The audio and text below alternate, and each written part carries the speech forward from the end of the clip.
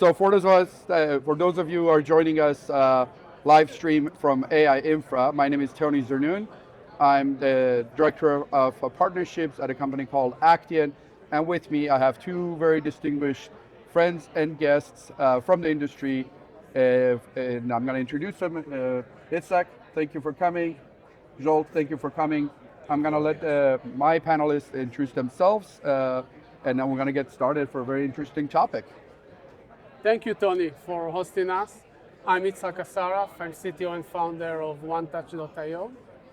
I'm doing cyber for 20-something years, dealing with data, the data layer, and we'll be happy to talk about the combination between data and AI.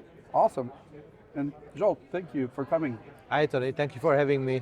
So my name is Zsolt. I'm a mathematician by training, but I'm in cyber for like 17 years now. So yeah, it feels like a long time. And I started with data and encryption, but we are moving towards infrastructure and how you host AI securely on an infrastructure. So we've all been in cyber for a long time. Obviously, we don't listen or learn, we don't learn our lessons. And I mean, it's constantly evolving. Sometimes I feel the more things change, the more they stay the same. We all just came from a RSA show, right? The biggest security conference, 4,000 additional startup companies. They're spawning more with AI. Obviously, everybody's using AI. And I wanted to see, we're going to be obviously talking about some of the unknown threats, right? I think that we are in the age of agentic, world, right? It's agentic AI. I feel like up until now, we've all been taught that you have to adopt defense in depth. Where is the depth in the AI infra, right? Is it going to help us? Can we continue to try to detect and add security to it, or is it really shifting? I sense there's something different. I'd like to ask you from RSA, just go back 2 weeks. What are some of the unknowns that each of you didn't know that you didn't know as you deal with AI or come at RSA? So it's like, what is some of the unknowns for you that now you're like, oh wow, something new came up? Yeah, I think as you said, the risk and insecurity are the same, but every new generation of technology creates new layer of threats, and you need to adjust your approach to that. I think before we'll talk about what is the risk in AI that is unique compared to other places. I think that first of all we need to understand the difference when you talk about agentic. So it's more like, we talk about it when you talk to an LLM model, it's more of a social engineering versus a classic data and defense. And when companies want to unlock their data into LLM models in order to get business value out of it, the main difference is that you need to shift your approach from block, protect, alert, into unlocking data, which means that you need to enable. So if the data needs to go into the model in order to generate business value, you need to see how you let 100% of the data go to the model, and put the controls in a way that will not block some of it. Because if you block some of it, you create limitation in your value. So that's one of the main things that you need to do a shift left in your thinking as a security professional. So what I'm hearing you say is like, you can't just block certain data because the chief data officer wants the data. You have to know your data, you have to trust your data, you have to govern your data. That's just an anti, right? It's not just for blocking. Let me give you a real life example. One of our customers is a clinic research institute.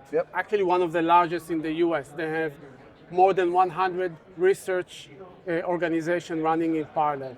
And they have a lot of clinic nodes, radiology, and others.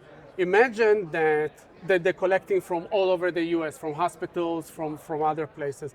Imagine that we'll take the classic approach of, if it contains sensitive data, I need to block it from going into the training model. 70% of the data will not go there. because it's very hard to anonymize data that coming from more than 1,000 health institute in order to be used in Right. your training models. Right, so right. you need to see how you, from one hand, comply and make sure that the sensitive data will not go there. Right. From the other hand, all the data that was gathered needs to go into the training model. That's right. So that's the difference in approach, and that's a good example between firewall Yes. or database protection than AI training process. So we need security that is rather enabling than blocking. Exactly. We always talk about it on the CISO level. Yeah, yeah. Always the CISO wanted to position himself as enabling the Yes. business. I think that one of the differentiation that we have in the AI era, Yeah. you have to take this approach. Otherwise, there is no value to the process of trying to get value from the data. Very interesting. So we're trying to solve one problem, which is the talent gap, and let's throw AI people, Yeah. right? So we're going from the software as a service to service as a software, right? So that's great. New employees, right? So they bring new attack surfaces and governance issues that you need to do. So obviously deal with that. So I think there's also some sort of a collision between the chief data officer, chief security officer, chief compliance. So they need to kind of get together, right? So that's happening. In the meantime, right, we were at RSA and we saw a lot of vendors. So there's a lot of AI security. AI security for this, AI security for that, AI security for that. So the idea of a defense in depth, layering all this stuff, was nice when you had a depth. Now we don't have the depth, but the AI is also being used by the adversaries in a very different way. This is kind of like the back in the days of Enigma, right? If you wanted to fight a machine, you had to do a machine, right? And we've used deception to try to change that game, right? But I think that we need to take a different approach. We can't just see static. If you just sit static, they have the advantage. They have to be right one time, and they're not giving up. They have storm attacks that are happening, right? So there's got to be different approaches, right? Which is, I wanted to ask you, Zsolt, you and I were talking about this, and I was fascinated by some of the things you were telling me. I'm like, no, that's not possible. Tell us about what's your mission? What are you doing? So our mission actually started more like 15 years ago when we started telling to people, like in terms of cybersecurity, IDS and IPS are not working, and you need to do something else. I mean, we proposed something called intrusion tolerance. So you have to be an enabler in terms of data and in terms of networks and endpoints as well. And we had a couple of mostly government interested in that. Even the whole approach was kind of re-christened by DHS here. It was called moving target defense. So basically the whole idea is that you have to move the endpoints, you have to move even the whole infrastructure in order to make it secure. So, which is kind of a contradiction because you're adding chaos to the whole system. Correct. Which, CISOs, the data people, they don't like. Actually, it's very heretic as well. So it's like a heresy to tell them that, hey. It's contrary to what we're hearing, right? You build Exactly. infrastructure, use security infrastructure, create concentric circles into that. What you're telling me is kind of like a Sun Tzu type stuff, right? It's just the art of war. You're telling me, what I heard you is like an always moving target. You talk about chaos. You talk to me about chaos engineering. Maybe unpack that for the audience a little bit. So chaos engineering, that came with the famous Netflix engineers called Chaos Monkey. That was basically you need to constantly stress test your system. So it's not just CI/CD, but you have to do CV as well, which is continuous verification. Yes. And kind of I tell it to people you have to beat up your own systems in order to make them resilient against the attackers beating up your systems. Interesting. And there was about 4 or 5 years ago a security version of that. Mm-hmm. It's called security chaos engineering. Okay. It's more like an SRE approach, so a reliability engineers approach. So they design their system not proactive, but more unbeatable. So it's pretty easy to remediate things. It's pretty easy to It's more of a by build things design, up. which what I'm hearing you say is Exactly, is a secured by design. It's like, I call it like a defeat by design. Exactly. Right? Very interesting. So we're talking about the inherent contributor risk of the data, right? So how do I make sure that people who need the data, they get it in a way that is governed, trustable, avoid the garbage in, garbage out, right? We've interacted, right? With our companies trying to bring a classification engine to the data governance, even not the security side of it, right? But you have the security and compliance. You have to have the license to operate. You have to make sure you don't add more contributor risk. And you're saying, hey, in the meantime, hey, defensive depth was good, but we already proven that it's not working the way it was advertised, right? Yeah. Just you don't have all these different layers of adding a bunch of different vendors. We have 4,000 plus vendors. I'm going to have the same versions with AI on top. We saw a lot of them, right? I don't think the stovetop model is going to change, right? What I'm hearing say, hey, look, yes, you may add additional tools, but what if we change the game and you do a defeat by design, like be a moving target, in a sense, like increase your resiliency against these very motivated state nation and other attackers that are now using swarms to attack you, and let's not make it easy for them. Let's move it. Like you build castles and stuff like that, and what I'm hearing you say is like, let's make the castle morph, right? So I don't even know where the door is or the window is. Am I understanding it correctly? Is that kind of? Well, it's a bit more than that. So more than that. You don't just move the castle because if the enemy is already in the castle, it's if you move the castle, it doesn't make sense. Okay. So if they had installed malware or anything, that's going to be still there. So what we do is actually we destroy the castle and just pop it up somewhere else from they call it immutable state, or back in those days we used golden copies of virtual machines, VMware, and that's going to be completely clean. Yes. And working as it's supposed to, and so on and so on. So I think that's the right approach. Interesting. So I want to talk a little bit about some of the conversations today. I mean, when I hear AI infra, what is AI infra, right? It's a new set of data centers that have to deal with a lot more data, much more throughput of data. So obviously inspecting that data is very hard. So we need to bring them to the edge, right? So latency is an issue. They talk about security being a big issue, right? Coming there. And if I get into that model, right, now it's not just an infrastructure and but just set of controls. You're talking to someone who is being taught to think. So getting closer to that brain. And if I can put something that makes you think what is reality, what is not, right? This is poisoning, this is a lot of stuff. If I change your model, now suddenly the output's very different. If I'm a hacker and I suddenly get access to your company as a North Korean employee, we heard that at the RSA coming up, they're coming in there, they get access. It's no longer just a janitor going to a rack, putting a USB and get some controls. Is this guy going in there and ingesting certain things and change reality with a different version of truth? So this is what some of the unknown in my mind is. Yeah. Look, you need to protect these brains that you're building. There's children being grown up. You want to make sure they build the right synapses. You don't put your children in front of the MTV at a 3-year-old, right? The behavior changes. You feed the kid the right data, otherwise garbage in, garbage out. So I think there is a challenge that with AI infra, it's very, very different. And that is, we won't get the chance to bolt on security as we've done before. So this idea of a secure by design, defeat by design, it resonates and is something that, hey, look, we don't have all the solutions, but I think there's a couple different approaches. The idea was to get uncomfortable and talk about things that we haven't done, because if you continue to do the same thing, it ain't not gonna work. Yeah. So how do we go about this? I mean, what are the things that we talking about? There's other topics that we can talk about, but continue your thoughts. I mean, you were saying that. Yeah. So don't assume security, assume bad guys are there, be a moving target. What else?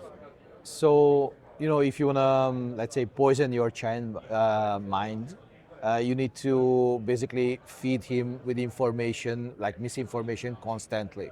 Okay. And that gets back to the topic of dwell time in terms of cybersecurity. So if you let the attackers dwell in for a long time, that's when they can put a false training data around, but that's going to be your neck of woods. This goes back to what Itzhak was talking about, right? And it's not just security, is reliability, is integrity, right? Exactly, and that's so basically what we do is we make sure that you control the dwell time. You won't be able to see I don't know, like you won't get into a situation where your attacker is going to be there in years or months or without unnoticed. And when you notice it, then by that time, it created havoc. Like it was with SolarWinds a couple of years ago, but now with AI, it's actually happening much faster.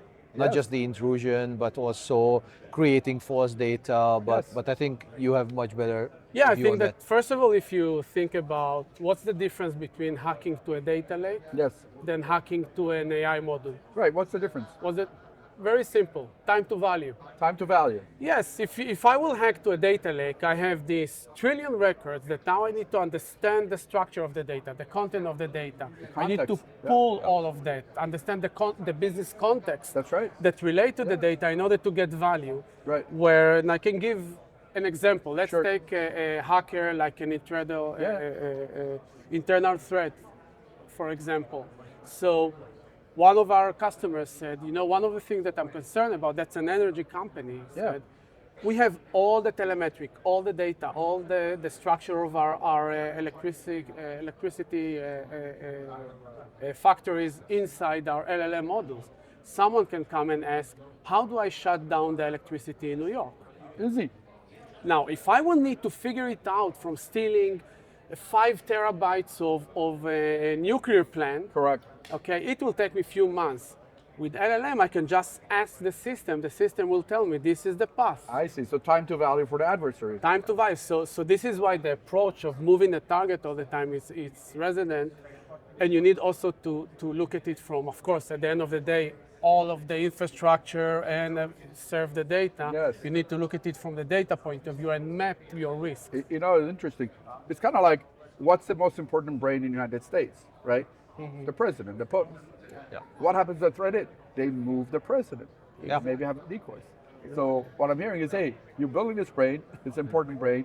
You want to make sure that it's not accessible because it's just a matter of time and energy and resources. And these guys have swarm attacks are coming at it, and they're not going to let go. It's not just, I'm going to create a DDoS or this. It's very well orchestrated, and you're making it easy button for them. People come in, not a janitor, an employee comes in there. So your information may have been different data lakes, secured by databases, a bunch of different access controls. You had a depth. Now they come in, they have access to LLMs. So now, why should I have access to that information, that knowledge pool, if I didn't have otherwise? So that is the governance aspect of it that you're talking about. And you also want to train these models going in there. So that is fascinating. Time to value. Time to value is one of them. I think that it will be good to, when you ask yourself, this is one of the risks. Yeah. What are the new risks that come in with LLM? That's something that every CISO needs to map, risk officer in the organization. Yep. So we talked about internal threat. The other one, and you gave this example of the president, I will continue with the analogy. Okay. Imagine that I will start briefing the president with wrong data. We've gone to war by that, right? Okay. It's not too long ago. Exactly. Yeah. So if I get the wrong data, and if we'll talk about LLM, I can poison. Yes. I will tell you a personal story that happened to me 2 weeks ago. Interesting. Okay, so I was working on improving our technical documentation using OpenAI. While doing that, not intentionally, I trained OpenAI on who is OneTouch. A week ago, we asked OpenAI who are the top 5 discovery classification solutions. We got an answer. After we worked on our documentation, OpenAI said OneTouch. Oh, wow. The public OpenAI learned few hundred documents about the spec and performance and suddenly the processing versus others, we affected unintentionally the answer of the LLM model. If I will go and train the model with things that I want to deceive the organization, even on competitive. Interesting. You did it for good, but I can see how it could be. I didn't even know that I'm doing it. That's the point. But you brought me a different point. We all in the cybersecurity at the mercy of our analysts, right? Who's who. There's this magic quadrant. We call it a CYA quadrant, which I think there's a cost per pixel to the right. But in the past, this was called briefing. The more you talk to your analyst, the more he knew about it. So it's interesting. If this is happening, I'm just curious what's going to happen to the analyst thing, right? They need to change their game too. Exactly. Yeah. So, but you bring a very good point. Like, look, it's use it for good, great, but this could be easily good for bad. Exactly. That are where the AI analysts solutions. So like Gartner is being disrupted Okay. as we speak. So yeah. Awesome. I wanted to talk about other things. Look, we are inheriting a lot of existing controls, right? It's a data center moving to a different data server in the cloud and move on-prem because of custom GPUs availability. You talked about the challenges around the power and everything, but also the amount of data going to those racks, the throughput of those racks, right? The security also needs to be built in. There are a couple companies that I talk to that are trying to do that, with the PCI boxes that can do hundreds of gigs or more into those boxes. So, great. So there's a lot of people thinking about it. There are people that are solving different problems. So let's talk about like other assumed securities, right? Encryption. Yeah. Everybody say, how do you secure your data? Encrypt your data. A couple different problems. One, most encryption today is static, right? So AS256 static, So there's attacks that we've heard, this conversation, AI-driven attacks that are trying to kind of do inference. They can find if the entropy is predictable. But there's this other thing, right? Back in the day, we had a Y2K problem. Sky is falling. I hear now some people are marketing Y2Q, year to quantum resiliency, quantum readiness. And we're assuming that if I'm using certain securities, right, I'm secure. I'm encrypting the data, it's secure. What's happening there? Again, can we continue to assume that security, we're not too far from that, but what do you say? So two things, on quantum and AI, Yes. if we'll combine those two Yeah. things. So quantum is, let's call it compute on steroids, Sure. but significantly. AI is the ability to process data very fast and come to conclusion. Yeah. If you combine that with encryption, so as you mentioned, quantum safe, Yeah. it's been proven already that 90-something% of the encryption existing encryption are hackable if you have access to a quantum computer. Instead of 100 years, you can do it in a few Or seconds. even digital annealers, right? I mean, they're out there. So. Exactly. So on that level, encryption doesn't really work, and then there is all the practice of moving to a different set of algorithms and so. But if you look at it from AI point of view, encryption is a stage before. Why? Because yes, you protect your data encrypted, but in some point you need to expose your model to the data, so you need to decrypt the model. Correct. So now, and another thing that you need to remember when you talk about AI, and I will continue with the comparison to data lake. In data lake, if I put the wrong data there, or I put sensitive data there, I can go and fix that. I can delete the record. Okay, I can tokenize the record. Got it?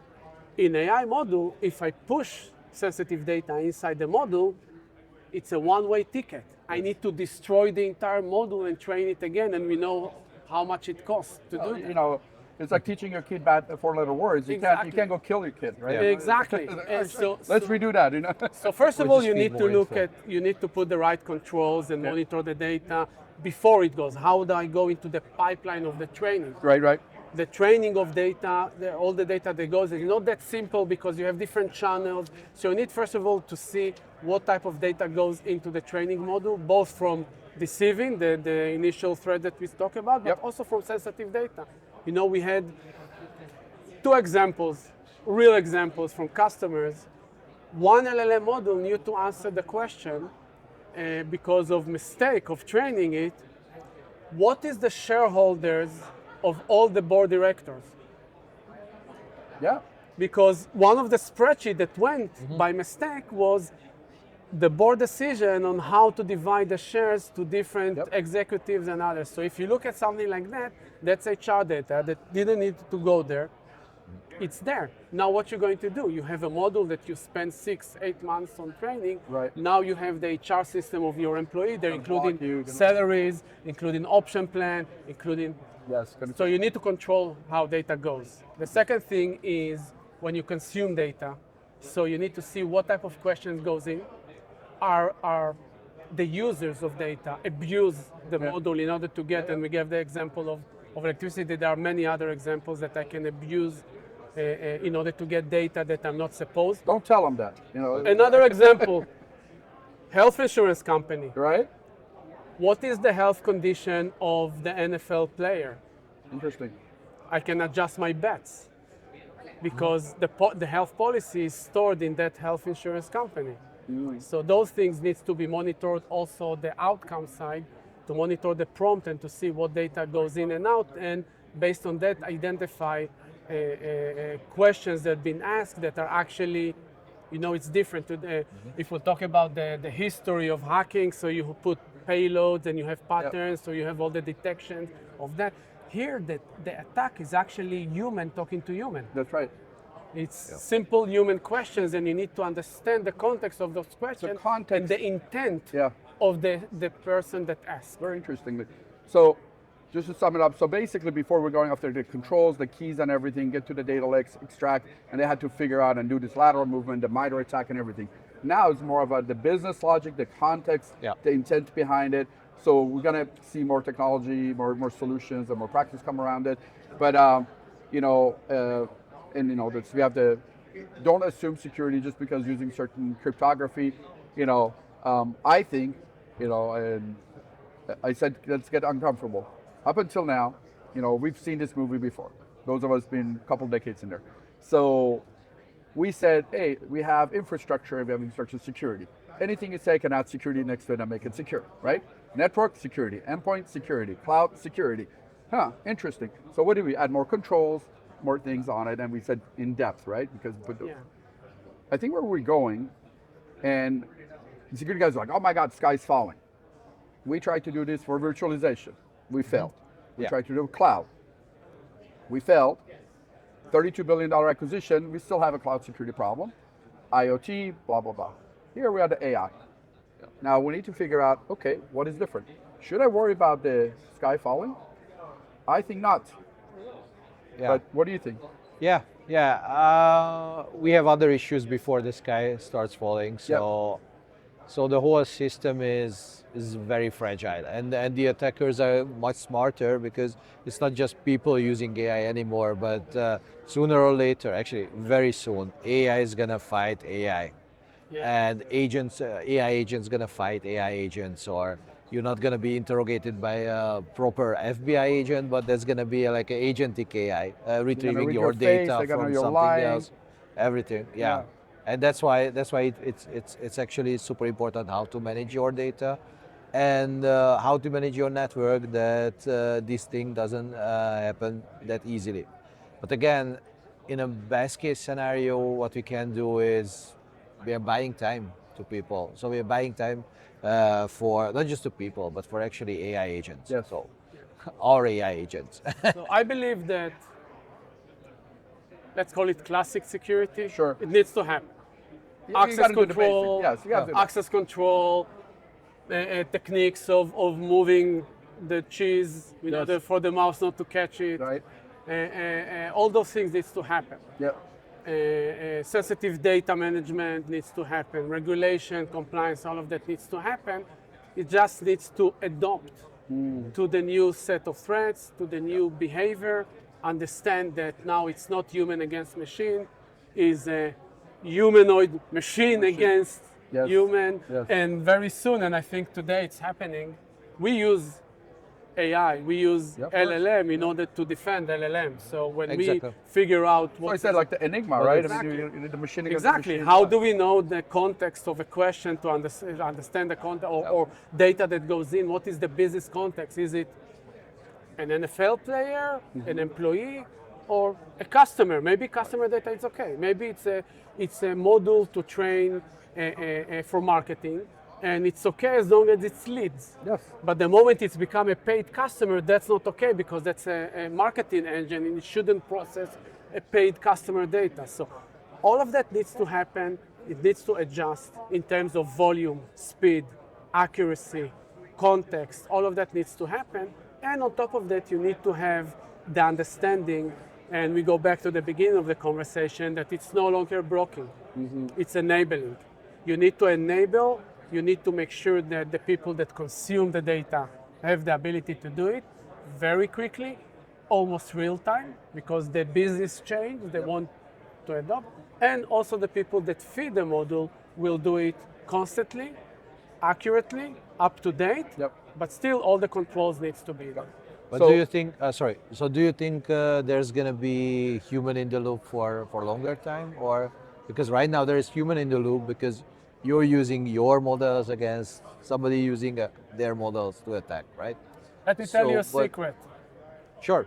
The answer is already done. We use LLM modules to train our SLM module, and the Exactly. SLM module monitor the traffic that goes into the LLM module. Interesting. It's an automatic Yeah. pipeline that the LLM train the SLM, that train YSLM because of performance. And can it adapt or can it improve himself or itself? Yes. And yes, that's of course. that's the the way best to part. do it. Exactly. That's the way to do it. You learn you have the ability, you have the machine that teach the other machine, and we talk about customized or specialized modules. So you need a specialized modules in order to monitor what goes into LLM, but that specialized module needs to be accurate. Therefore, you can rely on public LLM in order to train the specialized agent.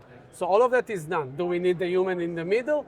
Yes. The human write all this process, the human improve all this process, and That human needs to be like more of an expert in the loop, right? Because Exactly. you also have the talent gap, right? So we don't have that many people. I don't know how many security companies I have that also are data oh, scientists. you don't need a lot of right? them anymore. So you think there's hope. So just to summarize, so we are in a new era.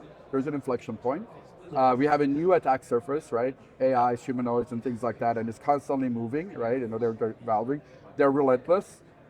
Before they did a DDoS and this, they were going to have to controls and trying to find a way in. They had to find stuff. Now they don't have it. You have the time to value problem. You have the talent gap. You're buying time, right? You say, hey, look, do something by yourself. Time. Don't be a sitting duck, right? If you have something, they're going to come after that. Enabler, right? Make sure that the business continues to have because the AI is going to give you the edge. So you have to make sure the CDO, the chief data officer, is talking to the business, is talking to security, governance, compliance. Do everything you need to do. Patch your systems. Still in infra, right? Build your servers more securely. We're not saying don't do that, but you have new attack surfaces, and they're going after the context and the business. Exactly. That is the one change that I see. Exactly. I think it is also we've done this many times. Reliance of existing security controls is just not going to work, right? All the way to cryptography, we talked about it, and really, how do we shift left, right? How do we get more into the proactive? I think the message is built in whatever security controls and business logic that you need to do, enable the business, but do it in a way that is by design, whether it's secure by design or Exactly. like what you're doing, which is more of a defeat by design. Yep. Look, we're in California, there's earthquakes all the time. We just had one 6 months ago, 7 Richters, nothing happened. A 4.3 almost pummeled Myanmar, right? Why? Because we've invested in early detection, we've done the thing to increase the resiliency seismically. I think we need to do things to, by design, increase the cyber resiliency of the AI infra. We have all the vertical, AIs. Security is a horizontal, but let's make sure that's also built in to all the different Exactly. stacks that we're trying to do. And then use techniques and procedures, just like they do. But you're saying, hey, shift the game. Let's make it more difficult for them to find that in, right? So there is hope. Yeah. I think, though, if we don't do it, to finish my thought, I told you don't have to worry about the sky falling down. You know why? Because I think if I'm right, if we don't do this, the floor beneath you will open up and swallow you whole. So don't worry about the sky falling down. Yeah, Yeah. I think that you see the trend in the market, and one of the things that changed recently, and it's the beginning of a trend. You have security vendors and you have data management vendors. Correct. And what we see, AI brought both of them together, and actually the new security vendors are going to be the data management vendor integrating security into the management process. We just did that. You and I, we did that, right? With two different Exactly. companies, data Exactly. management, It's no longer, security. Yep. It's no longer I will buy a data management solution and I will buy a security solution to put on top of that or a side net. Actually, the data solution needs to have the controls Built in. integrated. Very and interesting. that's the trend that we're going to see. So let's do a couple of rapid fire. So, what was interesting for you at RSA? The good, the bad, and ugly. Well, as you mentioned, so defense in depth. It's not just that, but now, by this time, CISOs have this kind of a fatigue of defense in depth because they are stacking up solutions upon solutions, and you cannot fatigue, really. right? It's not just the vendor; it's more like the too many layers, and it's too many points of where it can go down, and Correct. it will go down. So that's one thing. The other good thing is like. The big players in the industry, so like the hyperscalers, they're mostly just the research teams yet, but I think it's gonna trickle down very fast because in terms of AI, everything is happening pretty fast. They started realizing that static is not gonna cut it. So it was designed against human attackers and so on and so on. And the biggest problem, and that's the bad part as well, is like they just started to realize now, but over RSA, there were like 90% of these, let's say, vendors were dropping AI agents. AI agents here, AI agents there, and they are not secure, not from the data perspective, not from the infrastructure perspective. So they can touch anything, there's no control. And now they realize that these agents might need some protection, and there are some protocol level protections that they want to set up. But again, they are just setting up the protocols now. And by the time they come up with that, let's say in a couple of months, because it's going to be fast, we'll have tens of millions of agents out there working or more. So yeah, I'm not worried about the sky is falling. You're not? Okay. What about you? What was the good, the bad, ugly on RSA? What were the takeaways? Nothing to do with security. Nothing to do with security? No. Okay. I can say officially COVID is over. All right. You see all the people going back to office. There are? People came to conferences. This year you see all the people back, the amount of people. And I think that we're talking about AI and AI replacing humans. What I saw in this RSA is that humans are still human, and they need interaction. They need interaction between them. Every RSA there is a new trend. 1 year is a zero trust. This year is everything is AI. It will continue like that. But it was interesting to see the need for human interaction. Yes, that's good. I think we don't need to lose our humanity in the age of agentic AI, right? So I think that's great. We've been at it for 40 minutes. Any other parting thoughts? Any nuggets about this? Hey, I have a curiosity, right? Don't assume security. Protect your data. Make sure your data is reliable, it's governable, it's trusted. Enable security, right? Don't be a sitting duck. Yeah. Be a movable target. Think differently. You can't assume that what you've done, obviously we've proven, right? It's not gonna work. The sky may not be falling, but hey, you better do something. You have a secure ground to build your stack. If you're stacking layers after layers of AI infra, if you're not thinking security, I think you're stacking vulnerabilities. Yes. Yeah. I think that if to summarize from my point of view, it's a joint effort. It's no longer the CISO is security, the chief data officer is business value, the chief governance officer is making sure we won't get a fine. Yes. It's no longer that. They need to work together. The vendors need to join together in order to deliver security as part of the process. The chief data officer needs to make sure that security is part of the process. Yep. And we see even that trend where you see committees. It's no longer a security vendor selling to a security representative. Yep. It's a committee from the customer side that talk about all the layers and looking for a single solution to cover both the business needs and the security needs and the governance needs all in one. And that's, I think, the trend. It's great. Well, folks, we're at AI Infra, where we're trying to have the different layers talk to each other. This is fascinating. And to go to my good friend, Bill, we were talking about this, and he says, look, AI is helping us zoom right. And we're talking about, in the days that AI helps you zoom right, you need to shift left. And we just talk about protection. So shift left while AI zooms right. Thank you so much. Thanks for having us. Thank you very much. Thank you very much. Take care. Awesome. Thank you.